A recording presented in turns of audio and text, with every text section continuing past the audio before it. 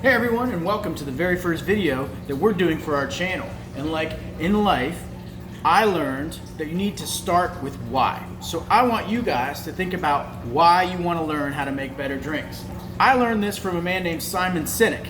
And below in the description, you'll see a link to a TED Talk by Simon. Simon describes how we all should think why first.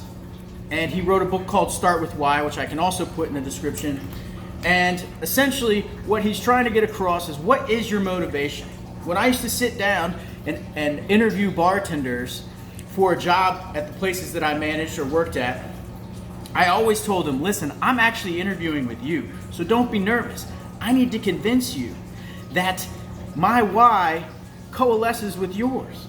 Because people don't buy what we do, they buy why we do it. And I think that's so important. And so in his TED Talk, Simon likes to put what he calls the golden ring or the golden principle up on the board. Most people know what they do, and that's on the outside, the final ring.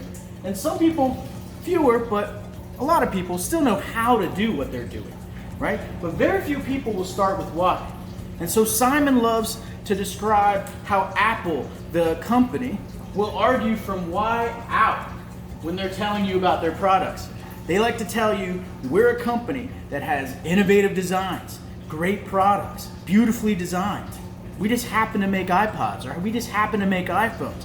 And they sell 1 million of them because they started with why. They made people understand what they were about first, who they were, their raison d'etre, right? So I want you to think at home why you are gonna be a great bartender. Why do you care about making better drinks? Maybe it's because your parents will come over and you can have a relationship with your father because he likes great drinks and now you know how to make them and now you can start conversation. Or maybe you just have a way of wanting to put a smile on someone's face and you really believe that you can make a difference in someone's life one drink at a time. I mean, that's what I believe. So I think bartenders are cornerstones of their community. And I think that we can make a difference in people's lives just by serving a great drink one at a time and making sure you spend your absolute best effort trying to put their needs, their product, what they're getting from you ahead of your own needs. And if you do that for just 10 minutes a day, you'll be a better person. But if you do it for a living, like I have, I think you can be a cornerstone of your community. That's why I do what I do. So I want to tell you a little bit about the guy who trained me and why he influenced me and my journey in making cocktails. I happened to be joining a bar in New York that was about to open, and it was a bit of a hipster bar. I didn't know this walking in. I had come in a full suit, Western suit, tie, thinking that I was interviewing for a job, and instead I'm surrounded by hipsters in cutoff band shirts and funny hats. And I stuck out like a sore thumb.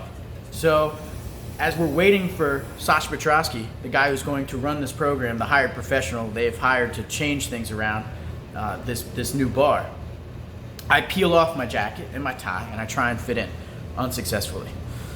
And in walks SASHA PETRASKE. Now what you should know about SASHA PETRASKE is he's one of the greatest cocktail minds of our era, the modern era. And he opened a bar in 2000 called Milk and Honey. That cocktail bar revolutionized the industry. And while he hated that later it was called a speakeasy, because honestly he just had to open it as he did, the bar functioned as the first speakeasy in the modern era. Essentially, you had to know a bartender to get in, or be on a list, or be a member, and they would text you when your seat was ready, and you would come in and you would have epically good cocktails with huge ice cubes. Well, that was all Sasha's thinking. And he started a movement. He also started a movement in fashion. And you know, we see bartenders these days in bow ties and vests. Well, that all kind of started with Sasha's idea of what fashion is. And he walks in this day, when I think I'm going to be interviewing, to this group, and he's dressed in a suit, but not like I was. He's dressed in a full jazz age, beautiful suit, tailored just for him, long coat, waistline up to his belly, beautiful fedora that covered his ears, and a beautiful overcoat. And he looks epic. He fit right in, fully suited up. while I look like a sore thumb, fully suited up. And he hangs these suits up on a sconce, which I thought for sure was going to start a fire. Because in every one of Sasha's bars, he had hooks for hats. He didn't like hats being worn inside. He didn't like coats not being hung up. So he always had hooks everywhere. But this particular hipster bar didn't have the same idea about hats and hooks. They wanted people wearing the hats inside. So he took it off and he put it on a sconce, and I thought for sure a fire was going to break out. And then he turns around and he says, what changed my life? He said, here's what you guys aren't. You are not bar sommeliers, you are not bar chefs, and you are not mixologists. And I was blown away. I thought I was going to learn from the guy on the Mount Rushmore of cocktails about mixology. And I'm not going to lie, I had always been irritated by the notion of mixology, as if it was somehow different than what I had been doing bartending. I wanted to learn about cocktails, but I didn't need all the arrogance of mixology. And he's tearing it down. He's telling me that's not what I'm going to be learning. He goes on. He says, a bar chef would be studying putting heat to things.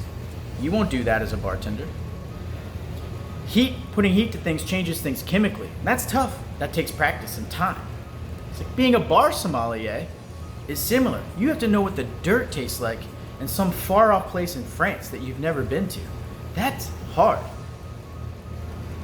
Mixology, I don't even know what that means. We don't study mixing at all. That is not your job. Your job, and what I will train you to do, is to bartend, to tend bar. And what that entails in regards to cocktails is very simple. We measure accurately, and then we get things cold. And by cold, a corollary of that is we dilute properly. That's it. It's that simple. But he said after that, in case you think that's too easy or going to be boring, you're going to spend the next 6 months training hard to understand that. And I was blown away. That's exactly what I needed to hear. I needed to hear that I was learning a craft. And it wasn't some mystical thing. It wasn't art. It was a craft. There's a difference. Perhaps you've seen a cocktail artist like this one. Oh, hello. My name is Bob Slosh, and welcome to The Joy of Painting Cocktails with your host, Bob Slosh. That's me. I began bartending in my English basement apartment, and then realized that my cocktails were far too beautiful to not be shared with the world. I take inspiration from the Instagram influencers who I look at 18 hours a day to find the inspired, bespoke cocktails just for you. So join me as we explore the world of cocktails as art, as cocktails, as art. This is Bob Slosh. Until next time. Yeah, that's not how things are done. We don't think of cocktails as art. And so I started to learn from SASHA PETRASKE. And from that day forward, my mind was changed. He had given me a why, what I was supposed to do, and I followed it. One of the things SASHA said was, I think bartending is a noble deed for your community. It's not just the job you hold down while you're waiting for that acting job callback, or in DC waiting for that government job to come through. This is a job you should take seriously.